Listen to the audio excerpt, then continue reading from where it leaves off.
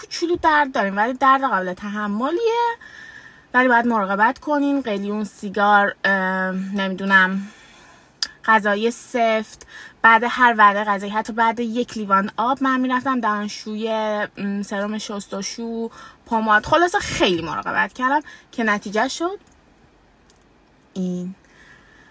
الانم واقعا راضیم. یه مقدار حالت مثل یک خال کوچولو مشخصه جاش، ولی خب ترمیم کننده میزنم که همینم برطرف شه و بستگی به این داره که خوش زخم باشین یا بد زخم. هر چقدر خوش زخم تر باشین جاش زودتر اوکی میشه.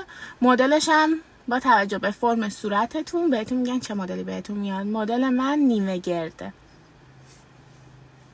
دوستم این ورم بزنم ولی بعضی میگن یه طرف خوبه. همین.